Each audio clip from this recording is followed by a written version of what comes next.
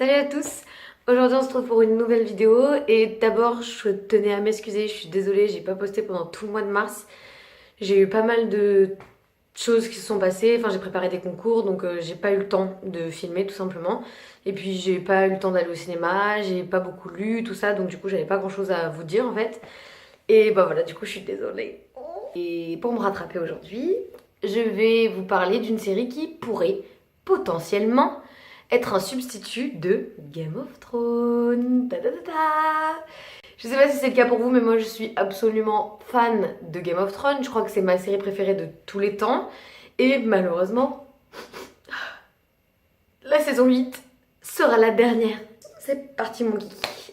Alors, la série en question, c'est la série Reign, qui est une série américaine qui a commencé à sortir il y a 4-5 ans à peu près. Il y a déjà 4 saisons qui sont sorties, la quatrième saison est en cours. Et en fait, c'est une série qui suit l'ascension au pouvoir de Marie, reine d'Écosse, au 15e siècle. Et c'est toute son accession au pouvoir, ses fiançailles avec le dauphin de France. Et en fait, on va suivre toutes les intrigues de la cour jusqu'à ce qu'elle soit couronnée reine de France. Et c'est une série donc relativement historique, contrairement à Game of Thrones, c'est vraiment sur base de faits réels. En fait, c'est une reine qui a vraiment existé. Et donc on suit toutes les intrigues de la cour, les coucheries un petit peu de partout. Donc ça, c'est relativement semblable à Game of Thrones. Et il y a un petit peu de magie. Enfin, je pourrais peut-être pas dire qu'il y a de la magie, mais il y a une histoire de ténèbres en fait, où c'est des païens et qui ont des croyances un peu occultes, et notamment qui se font appeler les ténèbres, avec une sorte de monstre qui dévore et qui tue les gens qui ont été choisis. Enfin, c'est un peu ça, mais les trois quarts des épisodes et de l'histoire, c'est vraiment du réel, des intrigues, savoir qui va tuer qui, est-ce que Marie va réussir à devenir reine de France, patati patata.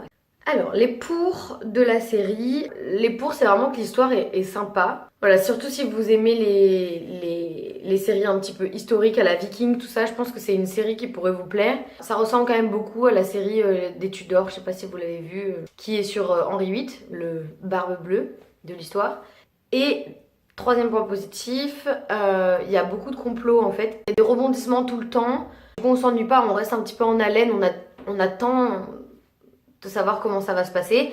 C'est pas mal, franchement, c'est une bonne série. Après, il y a quand même des points négatifs.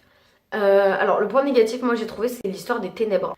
Donc, ce que je vous ai dit tout à l'heure, il y a des croyances dans les bois, tout ça, donc il y a un peu des ténèbres qui font un peu peur. Et ça, sincèrement, l'histoire, elle est pas vraiment aboutie. Pendant 4-5 épisodes, on n'entend pas du tout parler des ténèbres. Puis d'un seul coup, pouf, ça ressort un petit peu du chapeau, comme s'il fallait qu'il rajoute une intrigue à l'histoire. Ça, je trouve que sincèrement, c'est dommage, parce qu'en fait, des fois, on se pose la question, on se dit, mais pourquoi c'est là les ténèbres? Enfin, il l'aurait pas mis, ça aurait pas forcément changé grand-chose. Ça apporte pas énormément à l'histoire. Ensuite, deuxième point négatif, c'est que l'histoire a tendance à avancer beaucoup trop lentement pour certains points. La première saison, l'intrigue principale, c'est de savoir si oui ou non Marie va épouser Francis. Enfin, 22 épisodes pour savoir si oui ou non ils vont se marier.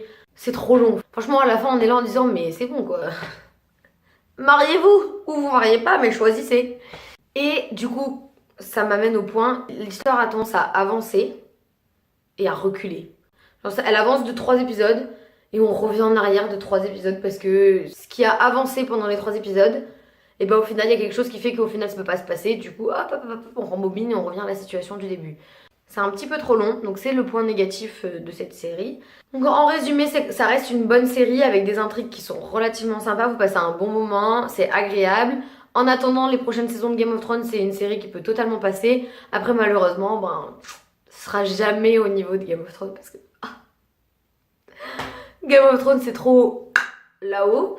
Donc, regardez la série, dites-moi ce que vous en pensez si vous regardez, si vous aimez bien, si vous aimez pas, et si vous aussi vous pensez que c'est un bon substitut en attendant la magnifique série qu'est Game of Thrones.